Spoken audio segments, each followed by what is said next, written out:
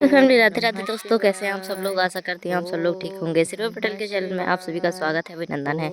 आज हम एक और नई वीडियो लेकर आए हैं दोस्तों, जो आप लोगों के लिए बहुत ही लाभकारी है। खासकर जो लोग एकादशी का व्रत रखते हैं और पूरे साल भर व्रत नहीं रख पाते हैं, तो कल निर्जला एकादशी है। तो यह व्रत रखने से पूरे साल भर का पुण्य हमें मिल जाता है। राधे राधे सभी को, जय श्री कृष्णा। तो चलिए जानते हैं हमारे अनिरुद्ध महाराज जी और क्या सूचना देते हैं हमारी निर्जला एकादशी के बारे में, जो साल में सिर्फ एक बार पड़ते हैं। राधे राधे सभी को, जय श्री कृष्ण। तो चलिए वीडियो को शुरू करते हैं। कल एकादशी है। कल क्या है? एकादशी। और कौन सी एकादशी है? भीमसेनी एकादशी, जिसे निर्जला एकादशी भी कहते हैं। आप साल भर कोई एकादशी ना कर पाए तो कल वाली एकादशी कर लो, मतलब भीमसेनी एकादशी कर लेने से साल भर की एकादशी करने का फल प्राप्त हो जाता है। भीम भैया एकादशी नहीं करते थे, तो भीम भैया ने कहा क्या हम एकादशी नहीं करते तो क्या हम एकादशी का फल नहीं मिलेगा? भगवान ने कहा कैसे मिलेगा, आप तो करते ही नहीं, करिए किया करो। बोले कैसे करें, हमें भूख ज्यादा लगती है। तब भगवान ने कहा कोई बात नहीं, आपको भूख ज्यादा लगती है तो आप ये निर्जला एकादशी कर लो। ये जो जेठ माह के शुक्ल पक्ष की एकादशी है, ज्येष्ठ मास के शुक्ल पक्ष की जो एकादशी है, यह एकादशी कर लेने से आपको संपूर्ण एकादशी करने का फल प्राप्त हो जाता है। आप भी कल एकादशी रहिएगा। एकादशी कैसे शुरू करते हैं? सवेरे भगवान का पूजन करके, भगवान का दर्शन करके, भगवान का चरणामृत चरणोदक लेकर के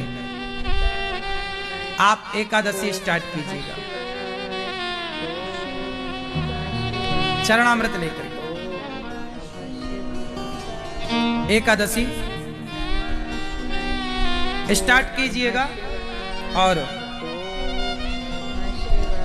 दिन भर हो सके तो आप निर्जला करिए, वरना जल ले सकते हैं। फल कुछ ना खाएं, कुछ ना लें, वो बहुत अच्छा है, नाम ही निर्जला है।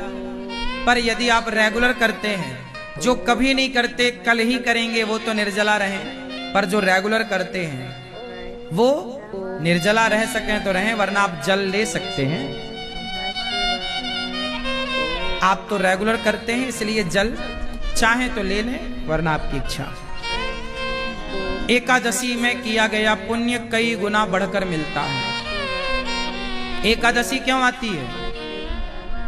ताकि आप इस एकादशी के दिन पूरा समय भगवान को दें, पूरा मन प्रभु के चरणों में लगाएं। एकादशी का अर्थ ही है कि ज्यादा से ज्यादा एकादश इंद्रियों से, मतलब 10 इंद्रियां, 5 ज्ञान इंद्री, 5 कर्मेंद्री, एक मन सहित एकादश इंद्रियों से पूर्ण रूप से मनसा वाचा कर्मणा भगवान की सेवा में लीन होना ही एकादशी है। एकादशी के दिन क्या करें? ज्यादा से ज्यादा कीर्तन करो, ज्यादा से ज्यादा भगवान का ध्यान, भगवान की कथा सुनो।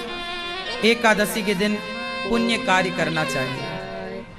ध्रुव जी महाराज जब घर से चले, तपस्या करी, और तपस्या से जब भगवान प्रसन्न हुए तो भगवान ने ध्रुव जी को कहा पुत्र कुछ वरदान मांग लो। ध्रुव जी ने कहा प्रभु, माँ ने कहा कुछ मांगने का नहीं कहा, बस आपका दर्शन हो गया, आप क्या चाहिए? कुछ स्तुति करना चाहते थे ध्रुव जी, तो शंख का स्पर्श कराया, ध्रुव जी को ज्ञान हो गया। योऽन्तः प्रविश्य मम वाचमिमां प्रसुप्तां संजीवयत्यखिल शक्तिधरः स्वधाम्ना अन्यास्तहस्तचरणश्रवणत्वगादीन् प्राणान् नमो भगवते पुरुषाय तुभ्यम्। ध्रुव जी महाराज भगवान से कहते हैं प्रभु अंतःकरण प्रविश्य, मेरे अंतःकरण में प्रवेश कर जाइए।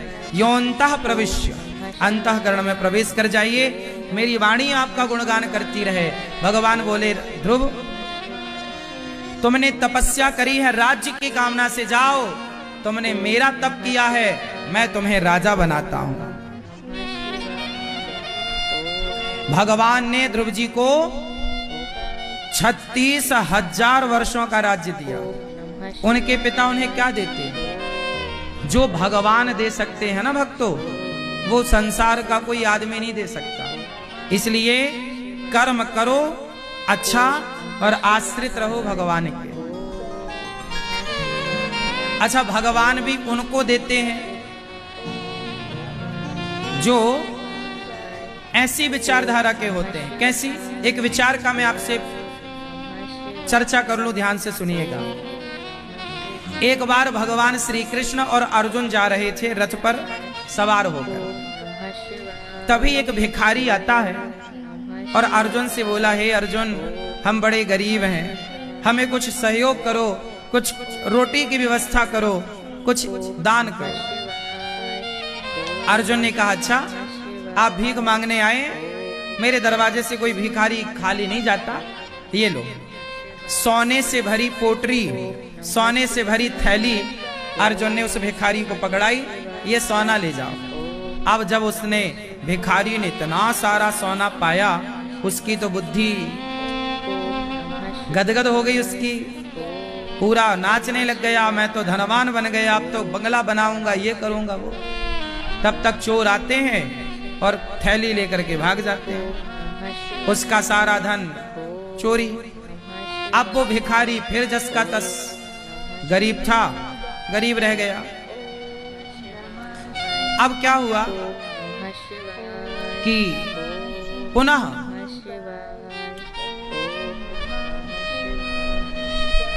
वो भिखारी अर्जुन के पास गया, हे अर्जुन, वो जो सोना आपने दिया चोरी हो गया, कुछ और दो। अर्जुन ने दया करी और उसे बेशकीमती बहुत अनमोल मणि प्रदान की। अब वो भिखारी मणि लेकर बड़ा प्रसन्न हुआ, मैं अब बंगला बनाऊंगा अपने लिए, ये वो करूंगा, सपना देखने लग गया। कि तभी उसे प्यास लगी और वो एक सरोवर में गया और जैसे ही पानी पीने झुका, उसकी मणि सरोवर में गिर गई। बहुत खोजा पर उसकी मणि उसे ना मिली। अब वो भिखारी तीसरी बार गया, अर्जुन मुझे कुछ धन दे दो, वो मणि भी गिर गई। अब अर्जुन बोले, तेरे भाग्य में गरीबी है, अब जाएगी नहीं, तू गरीब ही रहेगा। मैंने 2 बार तुझे बहुत कुछ दिया पर तेरे हाथ टिका नहीं तेरे पास। बहुत गरीब था वो आदमी। अर्जुन ने 2 बार प्रयास भी किया धन देकर, पर कुछ लोगों के भाग्य में गरीबी होती है। तब भगवान कृष्ण मुस्कुराए और भगवान बोले, अर्जुन, इसके भाग्य में गरीबी नहीं है, अमीरी है। तो प्रभु फिर मेरा दिया धन इसके पास ठहरता क्यों नहीं? भगवान बोले, अब ठहरेगा। अब भगवान ने उसे कुछ पैसे निकाल कर दिए, कुछ पैसे, 2-4 पैसे निकाल कर दिए। अब भिखारी जब वो पैसे लेकर चला तो भिखारी सोचा, राम राम, इस पैसे में क्या होगा, इससे थोड़ी कुछ गुजारा होना है। जब उसे पैसा मिला कुछ, तो एक मछुआरा मछली पकड़कर ले जा रहा था, उसके जाल में बहुत तड़प रही थी। तो भिखारी ने कहा, भैया ये मछली छोड़ दो। अच्छा मुझे दे दो, मैं छोड़ दूंगा सरोवर में। मछुआरा बोला, पैसा लूंगा। तो उस भिखारी को जो भगवान कृष्ण ने कुछ पैसे दिए 2-4, ये ले ले। मछुआरे को भी लगा एक मछली कितने पैसे, ठीक है। वो मछुआरा चला गया और जैसे ही इस भिखारी के कमंडल में मछली आई, उस मछली के गले में उसकी मणि फंसी थी जो अर्जुन ने दी थी। उसकी मणि वापस उसे मिल गई। वो चिल्ला पड़ा प्रसन्न, मिल गई मिल गई। चोर वहां जंगल में बैठे, उनको लगा कि लगता हमारी खबर इसको मिल गई। तो जो सोना चुराया चोरों ने वापस कर दिया। भाई साहब ये अपना सोना तुम रखो, राजा से शिकायत मत करना। उस भिखारी का सारा खोया हुआ धन वापस आ गया। अब अर्जुन ने भगवान से पूछा कि प्रभु, उसका सारा धन खो चुका था, उसे कैसे मिल गया? तब भगवान कृष्ण बोले, अर्जुन, जब उसे तुमने सोना दिया और मणि दी तो उसने अपने बारे में सोचा कि मैं अपना घर बंगला बनाऊंगा, लेकिन जब मैंने उसे पैसा दिया तो उसने तड़पती हुई मछली के बारे में सोचा। और जो दूसरों के बारे में सोचता है मैं उसे धन धान्य से भर देता हूं, उसका खोया हुआ धन उसे लौटा देता हूं, उसकी गरीबी सदा सदा के लिए मिटा देता हूं। जो दूसरों के लिए सोचता है, जब तुमने सोना दिया तो उसने अपने बारे में सोचा, इतना दो सोना, अब तो मैं बंगला बनाऊंगा, बड़ा आदमी हो जाऊंगा, अपने बारे में। पर जब उसे पैसे कुछ मिले तो किसके बारे में सोचा? तड़पती हुई मछली के बारे में। जो दूसरों के लिए सोचते हैं ना, वो बड़े हैं। वो लोग परेशान नहीं है साहब जो दूसरों के बारे में सोचते हैं, परेशान वो हैं जो सिर्फ अपने बारे में सोचते हैं। इसलिए आपसे मैं प्रार्थना करूंगा, आप लोग अपना अपना भी दृष्टिकोण बदलिएगा, अपना अपना भी नजरिया बदलिएगा, और आप भी गौरी गोपाल आश्रम में रहने वाली वृद्ध माओं के बारे में सोचिएगा, और यहाँ चल रही अन्य क्षेत्र की रसोई की सेवा के बारे में सोचिएगा। जब आप भी इन बेसहारा माओं के बारे में सोचेंगे, तो भिखारी ने जब उस मछली के बारे में सोचा, उसे तड़पती हुई मछली का जब दुख दूर किया, तो भगवान ने उसका भी दुख दूर कर दिया। जब आप इन बेसहारा माओं का सहारा बनेंगे, गौरी गोपाल आश्रम में जितनी माताएं हैं, इनके अपने बेटा बेटियों ने, अपनों ने जब ठुकराया, तो ऐसी माएं गौरी गोपाल आश्रम में आई, और इन माओं का गौरी गोपाल आश्रम में पूरा ख्याल रखा जाता है, पूरी सेवा होती है वृद्ध माओं की, पूरा देख रेख होती है। आप लोगों ने भी आज, हमारी मैया जी ने आज माओं को वस्त्र बांटे, आज माओं को दान किया, बहुत कुछ आपने माओं को फल दिया, माओं को वस्त्र दिया, माओं को द्रव्य दिया, और आपने माओं की सेवा की। दुर्वासा जी का नाम तो सुना होगा, जो दूरबा खा के रहते थे, और दुर्वासा जी वो हैं जो किसी को भी श्राप दे देते थे, बड़े गुस्सैल साधु हैं। एक बार उन्होंने एक भक्त से पंगा ले लिया। भागवत जी में कथा है, एक भक्त थे, नाम था अम्बरीश। क्या नाम था? क्या नाम था? अम्बरीश। अम्बरीशो महाभागा सप्तद्वीपवती महिम। एक अम्बरीश नाम के भक्त थे। वो बेचारे इतने बड़े भक्त थे, सप्तद्वीपवती महिम, 7वां द्वीप के संपूर्ण विश्व के राजा थे अम्बरीश, लेकिन बहुत बड़े भक्त थे।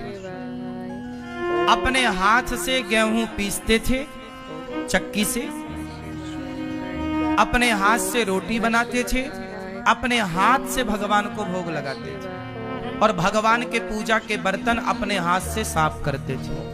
भगवान की ड्रेस, भगवान के वस्त्र अपने हाथ से बनाते थे, भगवान की माला अपने हाथ से बनाते थे, भगवान के लिए पुष्प खुद तोड़ कर लाते थे, जमीन में सोते थे। ऐसे श्रेष्ठ भक्त थे अम्बरीश जी। और वो एकादशी बहुत करते थे। एकादशी के दिन निराहार रहते थे, कोई जलपान नहीं। द्वादशी के दिन ब्राह्मणों को भोग लगाकर, ब्राह्मणों को भोजन पवाकर, और फिर वो पाते थे। एकादशी में बड़ी निष्ठा थी। एक दिन एक घटना घट गई, दुर्वासा जी आ गए। कब आए? द्वादशी के दिन। और द्वादशी का नियम होता है, एकादशी का नियम होता है कि द्वादशी को ही पारण कर लेना चाहिए। पारण मतलब कुछ खा लेना चाहिए, तब व्रत पूरा होता है। क्या पाना चाहिए? कभी जगन्नाथ जी जाया करो तो जगन्नाथ जी में वहां सूखा चावल मिलता है प्रसाद में, गुलाबी कलर के कपड़े में लिपटा हुआ मिलता है वहां, 10 रुपए 20 रुपए में। वो जगन्नाथ जी का प्रसाद वहां के भक्त ना सुखा लेते हैं। भात होता है ना, भात चावल सुखा लेते हैं, फिर उसको 10 रुपए 20 रुपए में प्रसादी बिकता है, वो ले आया करो। और जब भी एकादशी आया करे तो जगन्नाथ जी का वही चावल के प्रसाद से द्वादशी को व्रत पूरा किया करो। द्वादशी को, एकादशी को चावल नहीं खाना चाहिए, पर द्वादशी को चावल जरूर खाना चाहिए। और कौन सा चावल? इस धरती में सबसे श्रेष्ठ चावल क्या हो सकता है? जगन्नाथ जी का भात सबसे उत्तम। जगन्नाथ के भात को जगत पसारे। आज भगवान जगन्नाथ जी का प्रसाद सबके घर में होना चाहिए।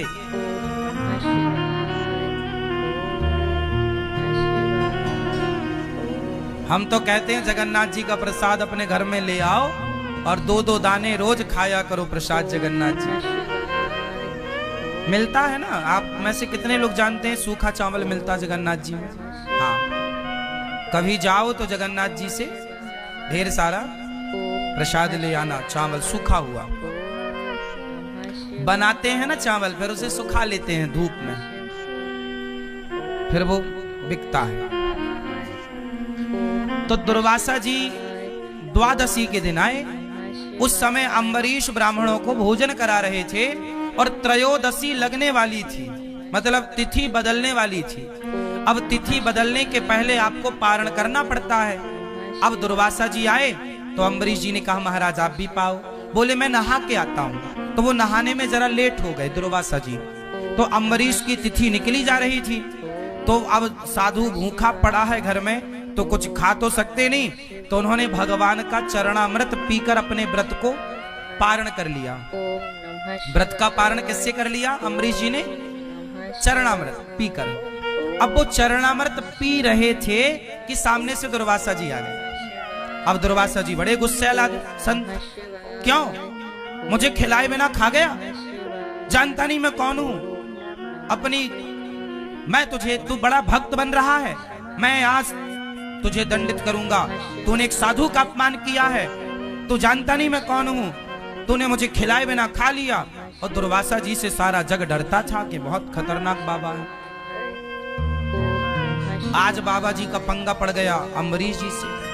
लेकिन अम्बरीश जी तो हाथ जोड़े खड़े हैं, हे महाराज यदि अपराध बना है तो मुझे दंड दीजिए। और अम्बरीश ऐसे भक्त थे कि जब वो अपने हाथ से गेहूं पीसा करते थे तो बगल में भगवान बैठकर उनको हवा किया करते थे अपने पीतांबर से, ऐसे ऐसे। भगवान स्वयं उनके प्रेम में बिक चुके थे। भगवान स्वयं उनके प्रेम में बिक चुके थे। जब जब अम्बरीश भगवान की सेवा करते तो भगवान स्वयं उनकी सेवा करते।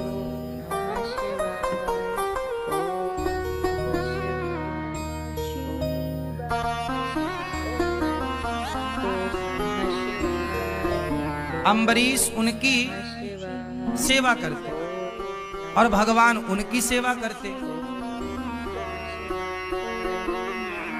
अब भगवान ने अपना सुदर्शन नियुक्त कर दिया था।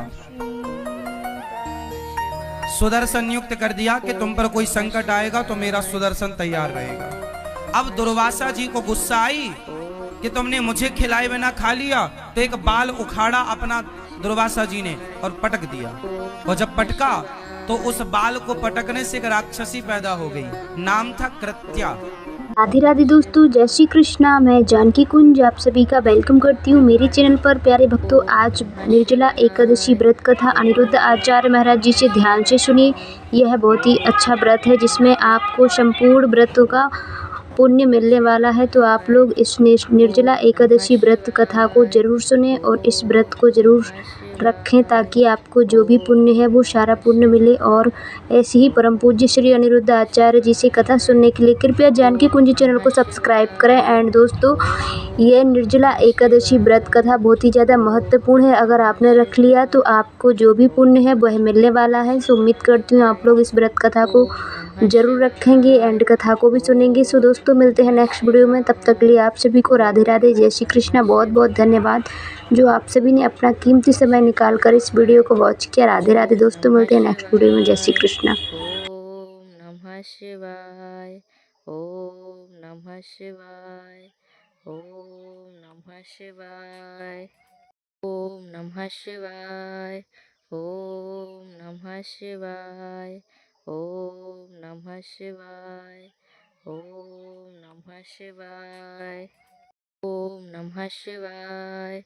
ओम नमः शिवाय। ओम नमः शिवाय। ओम नमः शिवाय। ओम नमः शिवाय। ओम नमः शिवाय।